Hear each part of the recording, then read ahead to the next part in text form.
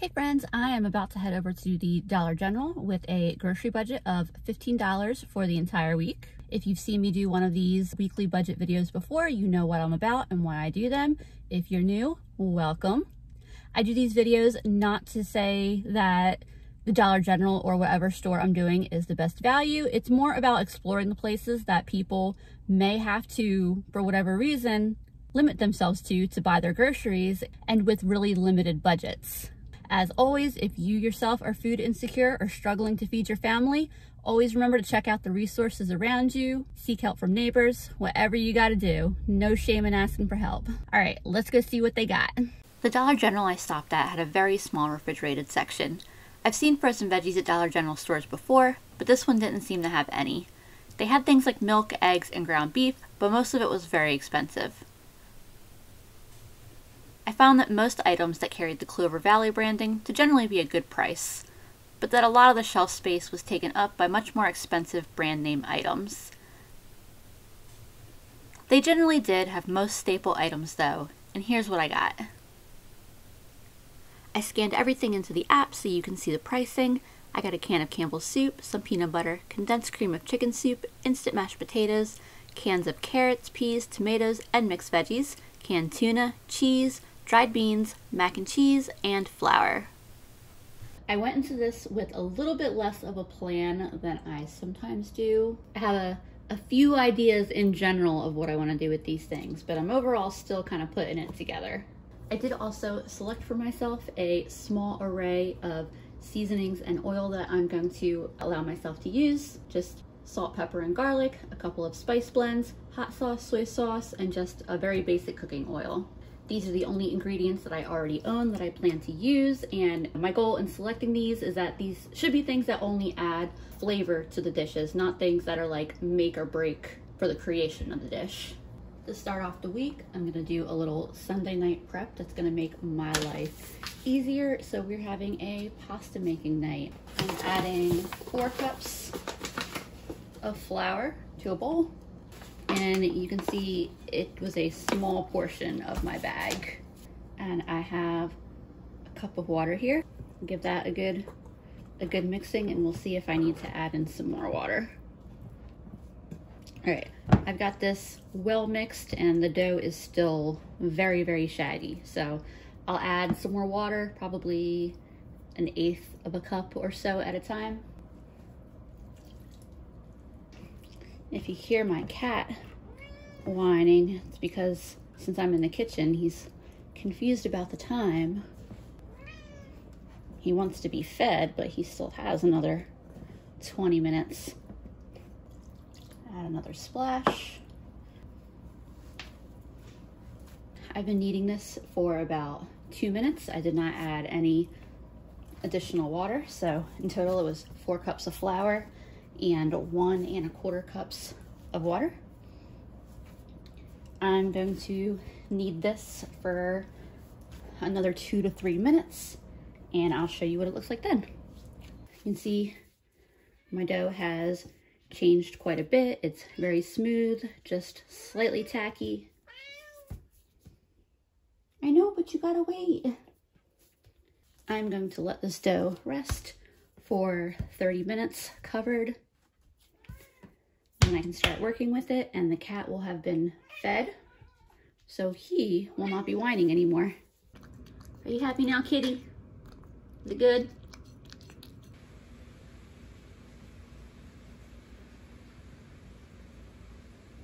The next thing I want to get going on is preparing some of these mashed potatoes. So I'm starting 2 cups of water. And it shouldn't be a big deal that I don't have butter and milk to add to this, because I'm not technically actually trying to make them into a full-on mashed potato dish. I'm going to add some cheese to this and make some pierogi. And we're gonna do 2 cups of flakes. And while these are very, very hot, I cut up about 1/3 of my block of cheese. If I had, finely grated this, yes, it would mix in a lot nicer, but I did not, and here we are. That's okay, it is melting into the potatoes all the same. Some pepper, some salt, a little bit of the garlic and herb mix that I have. Give that a good stir. I just took a taste of this, and this is really good filling. I would be happy to just sit and eat this. I'm adding just a little bit water, just a little splash of water I added. I felt like it could use just a little bit more moisture in it. I'm ready to start rolling out dough and filling pierogi. I have a little cup of extra flour here so I can flour my counter.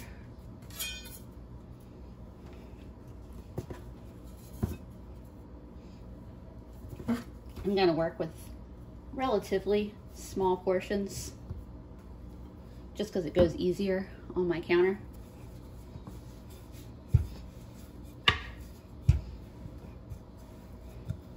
Let me get my handy dandy pierogi cutter out. Ah, there it is. My handy dandy pierogi cutter, also known as a mason jar lid.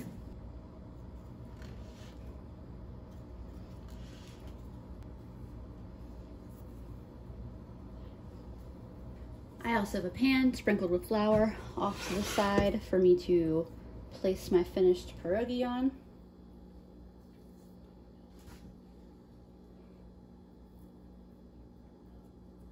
And basically, all I do is I kind of pull the dough around the filling and if the dough is sticking to your fingers, you just get a little bit of flour on your fingers, and then you can really pinch it together.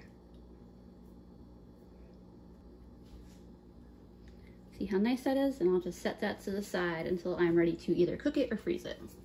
All right, y'all, I am out of filling. I have pierogi over there, pierogi over here, for a total of 36 pierogi. My thoughts right now are that I'm going to divide them into 4 servings of 9 each, but the servings that I am not going to eat tonight, I'm going to start putting them in the freezer to freeze, and then when I want to eat them, whatever day this week, all I need to do is pull them out, pop them in some boiling water, I can fry them up, easy peasy. Making all those pierogi, it took up just under half of my dough, which is about what I was hoping for. So in addition to our pierogi, we're gonna make some regular pasta as well. Now that my dough's rolled out, I have my little bench scraper doodad here that I'm going to use to cut myself a bunch of little squares. Here are all my cute little pasta squares, and I have a gnocchi board, and it also works to roll a pasta type called garganelli. If you saw my previous video that I just did, I'm doing pretty much the same exact thing as I did in that video. Just using the board to roll out a really nice tubular pasta with some nice ridges. This is definitely not necessary by any means to, make a fancy pasta. It's just something that I enjoy, and when we're working with really basic ingredients, sometimes it's nice to put a little bit of extra care into either the plating or just appearance of your food. Here's all my noodles so far. I'm gonna roll out a few more. I just wanna get 1 or 2 servings of noodles like this. I'm gonna freeze them all separate, and then once they're frozen, they can just go in a container together until I'm ready to eat them. The last portions of my dough are going to be quick and easy noodles. Here's one of those portions. I rolled it out into a kind of rectangular shape. I'm gonna clean up those edges a little bit to make it even more rectangular. I'm gonna flour this really well, so that way when I fold it over here, it will not stick to itself.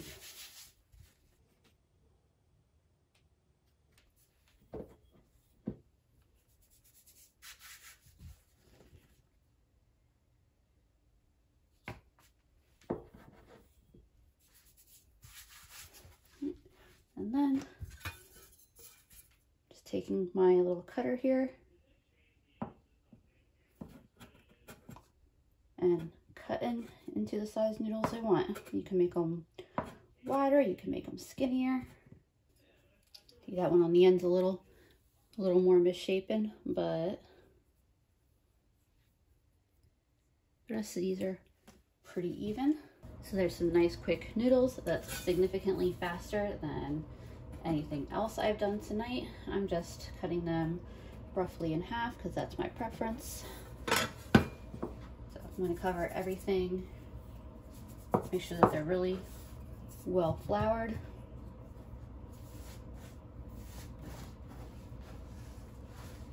And they will go in the freezer in a ball like that.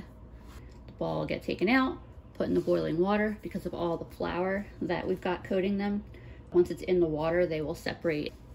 I'm gonna do the same thing with what's left of my dough, and then I will be done with rolling out pasta. It is time for my pierogi to go in. Because it's fresh pasta, it's only gonna need 2 or 3 minutes to cook. It's been just a couple minutes. These things are floating. They're already done cooking. I'm gonna get a pan with a little bit of oil going. Now you could eat the pierogi, like they're fully cooked, they're ready to eat. I like frying mine up, so that's what I'm gonna do. Ooh, these are almost ready to eat and I'm excited and hungry. You know what I really wish I had right now was a nice big dollop of sour cream. See if I can eat one of these without burning my mouth. Y'all, that is so good. So good. Good Monday morning, y'all. I am home today, thankfully. Otherwise, my work week prep would have looked like doing this all yesterday. I'm not even honestly a big breakfast eater. I'm happy to have a cup of coffee as my breakfast. But I like to do 3 meals a day for these budget videos. So I am gonna make myself a small breakfast and one that I enjoy. I'm just throwing together some flatbread, tortillas, whatever you wanna call it, real quick. I have a cup of flour, a little bit of water. Here's my ball of dough after just a few minutes of kneading. I added just under half a cup of water to that cup of flour. I'm gonna let this rest for 20 or 30 minutes. That's gonna make it a lot easier to roll out, and that'll give me 4 pieces of flatbread. I'll use them today and tomorrow, and then I will whip up some more. I could make a bigger batch from the get-go, but I think it tastes better when it's fresher. While my dough rests, I'm also gonna just go straight into a little bit more prep. This is gonna be getting me ready for lunch as well as several meals this week. I'm gonna cook that bag of beans. I'm gonna do it in my pressure cooker, and I'm cooking that on high pressure for 35 minutes. When it's done, I'm gonna let the beans just hang out in here on keep warm until a little later, since I'm gonna be eating them for lunch, and then I'll put the rest away then. It is time to divide my dough, roll my little dough balls out, and make some yummy little flatbread pieces for breakfast and lunch. I have my flat griddle style cast iron pan here. I love this thing. I have it at a fairly high temperature warming up. These are super easy to roll out. I probably could have left myself a little more room. I wasn't really thinking about when I put the Instant Pot there, but I think it'll work out. So I'm just going to keep rotating this around, rolling it into more or less a circular shape, though it really doesn't matter if it's not a perfect circle. They only take like a minute on each side to cook. Pretty much as soon as you put them in, you'll notice they change color and texture. They might start to puff up a little bit in places. They cook very quickly. And as that one's cooking, I'm already rolling the next one out. This one in particular turned out really nice. I wish you guys could smell this. So my breakfast plan is to have peanut butter on a flatbread. It's nice, it's simple. It's something that I can do very, very, very quickly in the morning. It's especially nice right now because this is still warm. I'm just going to roll this up, and that will be my breakfast. A little bit of protein, a little bit of carbs, perfect thing to get my day going. Now that my pinto beans are done cooking, I'm going to use probably kind of most of them, not all of them, but quite a few of them to make some refried beans. To start out, I'm heating up a pan, and you can put any kind of fat that you have pretty much into that pan. Usually I use either bacon fat or pork fat from when I make pork shoulders. I save that to use, but we'll use a little bit of oil today. So the Dollar General, I think that they're prepared, like they're already cooked cans of beans were, was it $1 or $1.25 each? And then this bag of pinto beans was $1. This bag of pinto beans cooked is about equal to like 4 cans of beans. So it was very, very obvious which was the more economical choice. I still have plenty in here. Let's just go with that amount for now. And I can always mash more up later if I decide I want more, no biggie. Then you just season your beans however you'd like. Some black pepper, some salt, garlic powder. We'll do some of this Padilla Cajun seasoning I got from the Dollar Tree. And then I like to put a little bit of hot sauce in. Just play around with whatever spices sound good to you. Then we're gonna mash it up. I have this food masher, potato, bean, all around food masher that I really like. You could also use a fork. That's what I used to do before I splurged on this gadget. You can also use an immersion blender. It really just depends on how smooth do you want them. Like a blender is gonna help you get a really smooth consistency if you want that super smooth texture that you might find more so in like canned refried beans. You'll see this is starting to bubble. It's just gonna cook on a low heat for a few minutes, just letting some of that liquid cook out, let it cook down until it's about the consistency that I want it. I'm gonna take one of my flatbreads from earlier, flatbread tortilla, whatever have you.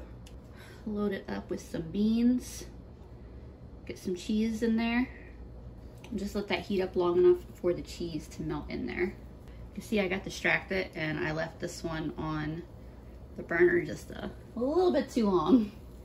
And what's nice about having so much beans and flour is that if at any point in the week I'm hungry and I'm like, dang, I need a snack, I can have one of these, you know, fill a tortilla with beans and have that, or fill a tortilla with peanut butter. It may not be the most diverse array of foods that I have at my disposal, but I'm not gonna go hungry, and that's the important part. The cheese is nice and melty in there. I'll probably add a little extra hot sauce too, because I do love some hot sauce. Close that up. Same thing with this one, but this one will be lunch for tomorrow. By the way, this thing is so good, y'all. If it didn't seem like it was a lot of cheese, trust me, when it gets melty, it feels like a lot of cheese. And if you like the cheesy bean burrito from Taco Bell, this is given those same vibes. All it needs is some fire sauce on it. There we go, my lunch for tomorrow is packed up, ready to go. I've been doing a lot of prep and more involved meals the last 2 days. So for dinner tonight, I just want to do something easy and comforting. So I'm gonna do mac and cheese with tuna and peas. Of course, mac and cheese is super easy. It's just boil water, cook pasta, then we drain the pasta. But in this case, I want to reserve a little bit of that pasta water. We're gonna add the cheese. Give it a nice little stir. And then, like I said, this is way more than I need it, but I'm gonna add a little bit of that starchy water back. Since I'm not adding butter or milk, I need a little bit of that liquid to make the cheese really mix in and get creamy. I like some pepper in my mac and cheese. In this case tonight, I'm adding a can of peas, so that way we can get a little bit of veggies into our diet here. And then adding a can of tuna. All right, and this is definitely a pot of food that I'm going to split up into 2 meals. Nice big bowl for now, and a nice big serving for later. I'm adding a little bit of hot sauce because I like my food spicy. And ready to eat. Hey friends, it is Tuesday night, I had the peanut butter flatbread for breakfast today and the refried bean quesadilla for lunch, and now I'm gonna have a pasta dinner. I also gotta make some more flatbread tonight, but right now I wanna focus on getting some noodles in my belly. Here is my container of pasta, by the way. So these were my noodles I made the other night. It's probably enough for 2 servings here, maybe 1.5. I don't know, I can eat a lot of pasta. Now, I'm not necessarily expecting a lot out of this, as like a sauce per se, but I am gonna try to just make a really delicious pan of tomato and carrot to mix my noodles in with. The carrots come in these big slices, and I'm gonna cut them down a bit smaller. I've got about half my carrots sliced and chopped up, and then the other half I'm putting in a container to add to another meal. Also, you know, like sometimes it's just simple things that you really enjoy. I like that my Pyrex lid is the same color as the carrots. You can see my tomatoes are bubbling. I'm gonna add some salt. Nice healthy dose of pepper. Some garlic powder. And some of that garlic and herb seasoning. Add the carrots. Someone mentioned in my last video that carrots can really help with taking the acidity out of tomatoes. This is smelling delicious. I decided, let's mash this up a little bit. I wasn't sure if I was going to, but I have decided that that is what I want to do. I just tried a bite. The carrots really do take the acidity out in a very, very nice way. My noodles are already pretty much done cooking. And then I'm gonna add my noodles directly to my sauce. I think just a little bit of garlic powder and just a little bit more salt. And I think this is ready to plate. That's a delicious looking bowl of pasta. It's not bad, it's just not great. Like whereas like the pierogi I made and the refried beans I made and even the peanut butter and the tortilla, like those all taste really good for me. This just tastes okay. I think it just needs some butter, some Parmesan cheese, you know, some really basic things could make it, you know, make that jump into it being really good. But they're just things that I'm not including this week. I thought about adding some of the cheddar cheese to it, and I think that would make it good, but I'd rather save the cheese for other things. Because like I said, it's not bad. It's just a solid like 5 out of 10. It's food, it's filling me up, I don't hate it. That's about all I can say about it. It's tortilla time, woo! Here are my tortillas. That did not take long to make them at all. So if you have the time, a little pro tip. Toss this in a pan for a couple minutes to get the peanut butter hot. Just be careful because peanut butter pretty much melts when it gets hot, but it's gonna make this taste so good. I'm not gonna keep this on too long because I'm gonna lose my peanut butter as it gets hot.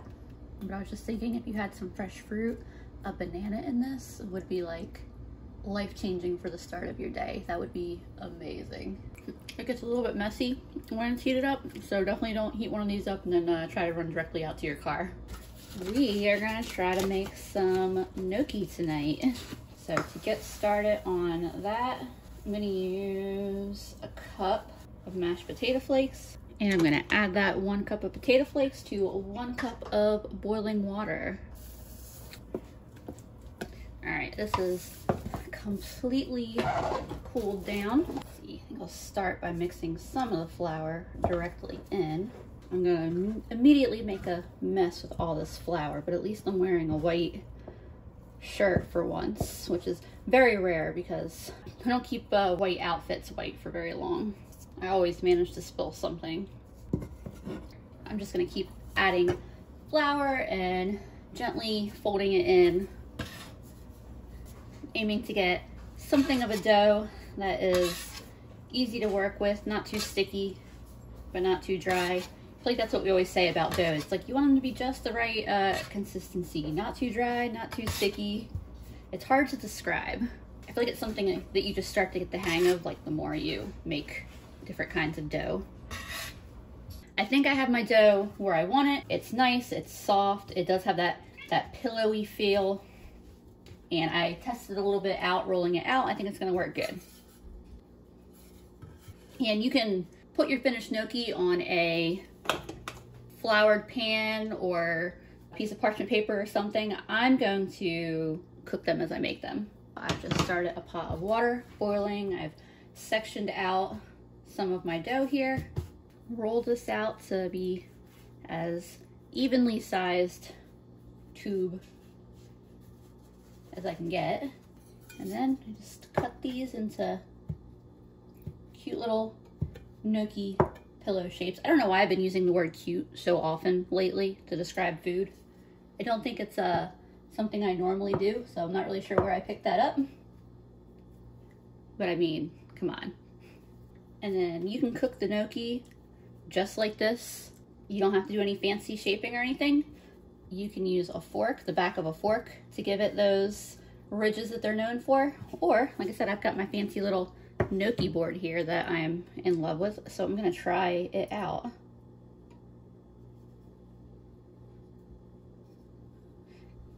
Ooh, I like that. Keep in mind, I haven't actually used this thing to make gnocchi with. I've only made pasta with it, but so far, ooh, yes, I like this. My water is just coming to a boil, and I'm actually just about done rolling these. Very quick once you get the hang of it. And just like pasta, you can freeze the uncooked gnocchi until you're ready to cook it and eat it. I'm gonna drop these in the pot, and they only, just like fresh pasta, they only need to cook for a minute or two. I have a dish right here. I'll start to take the floaters out, and in the next minute or so, these will all be done cooking. All right, can y'all get excited with me for a minute here? Because these look so good, and that was so easy, and that was pretty quick. This is where my condensed cream of chicken soup and mixed veggies come in. There we go. I wasn't sure it was coming out. For water, I'm gonna add some of this pasta water that I have. I added it to the can to try to get some of the soup that was still sticking to the sides out. I've also got my can of mixed veggies here. We got carrots, potatoes, celery, peas, green beans, corn, lima beans. A little bit of everything, huh? Crazy how just a little bit of pepper and garlic can really change the flavor profile. I added my gnocchi. I'm gonna let all this cook for just another couple minutes. Y'all, I just tasted this, and it is everything I wanted out of my pasta last night. This is excellent. I don't know why I haven't made gnocchi like a regular part of my weekly meals. I'm gonna have to change that. Look at that big delicious bowl of food. Very good meal.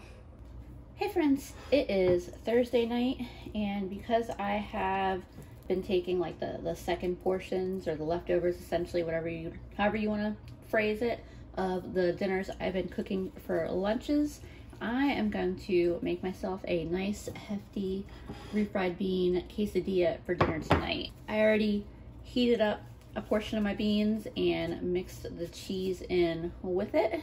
So this is going to come together as a very, very quick meal. Oh yeah. I could eat refried bean quesadillas like this every day and live a happy life. It is Friday night. I am getting ready to go out to a friend's house, so I just need to make something real quick for dinner. So I pulled out my pierogi, 7, 8, 9. These don't take much longer at all than before I froze them, maybe an extra 30 seconds. I'm gonna fry them up, and it'll be a easy, quick dinner. And voila. Hey y'all, it is approaching lunchtime Saturday. I was out kind of late last night. I had a nice sleep in, and so I figured it's almost lunchtime anyway. I'm just gonna make some refried beans. I'll have a small meal now, and then later I'll eat a little more. I'll be out most of the late afternoon, so I probably won't actually make dinner till kind of later tonight, so it all works out. It might sound confusing. I used all of the beans I had left to make this, except for what I'm gonna put in the soup tonight, and I'm only gonna eat like maybe half of this, and the other will go in the fridge. Hello friends, it is Saturday afternoon. I'm having my, I guess my second lunch is what we're calling it. Putting some peanut butter in a pan with a little bit of water. And I've got some water boiling, to which I'm gonna add some of my pasta from my freezer. Hopefully I chose a big enough pot. And it'll work out. I'm gonna stir this peanut butter around. I might add a little bit more. I don't think I added much peanut butter in here. Also gonna add a splash of soy sauce. It's kind of a big splash. I might be adding a good bit more peanut butter to this. A little more peanut butter, a little more water. If you've never had a peanut sauce with your pasta, I very much recommend it. It is very delicious. That is perfect. I actually really love using crunchy peanut butter for this because the nuts in it give it a very nice texture. Like, I really enjoy that crunch. Honestly, now I'm kind of asking myself why I didn't make this more this week. Definitely one of my favorite dishes of the week. All right, we made it to Saturday night. We're almost through the week, last dinner of the week, and these are the ingredients I'm gonna be using. The first thing I'll do is heat up some water, mix the potato flakes in. That took no time at all since it's not a lot of water. Put that on the stove to start heating up. It's a lot of beans in that soup. I feel like beans are kind of the star of the show here. So that's about a cup and a half of pinto beans I'm adding. It says that the beans that are in there are pea beans. All right, I just Googled it real quick, and a pea bean is just another name for a navy bean, which is what I thought they pretty much looked like. I'm also adding the rest of my carrots, which I just kind of chopped up with a spoon because I wanted them in smaller pieces. At least that'll give a little more variety than just the beans in there, huh? I'm just adding extra seasonings because I figure with the extra beans and carrots and just the fact that, I don't know, I kind of find these soups a little bit bland on their own these days. By the way though, that chicken and gnocchi soup, the leftovers after sitting, like after letting all the flavors like sit overnight, that soup was so good. So let's put it this way. The next time I made that, I would probably put both portions, I wouldn't even eat any right away, I'd put both portions in the fridge for at least a night and then eat it. That's like how like transformative it was to the overall dish, to just like let all the flavors meld together. Some for dinner, some for lunch, a little more for dinner. Give this a quick taste. The potatoes are very, very bland on their own, but with the soup, they're a very nice addition to the soup. The soup itself is very good. The pinto beans were a nice addition. It's got that smoky ham flavor. I'm gonna enjoy this tonight, and then this will go in the fridge for my final meal tomorrow, Sunday lunch.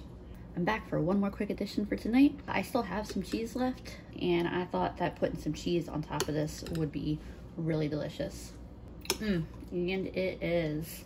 Hey friends, we have come full circle back to Sunday night. I have about a third of a jar of peanut butter left, as well as about half a bag of flour. In my freezer, I have like 16 pierogi, something like that. And then I have about a cup of refried beans left in my fridge. I'm not doing this $15 for a second week, but I did take the time to go through the Dollar General app and kind of figure out what I would buy if I was doing it for a second week in a row. So after having done this for a week, I appreciated Dollar General having some different sizes of products, and you know, some things were a better buy per ounce or per pound. And if you're able to go on a Saturday and utilize that $5 off $25 coupon, that'll get you a lot more food for your money. I hope y'all enjoyed watching this video. I had fun making it, and I will see you all next time.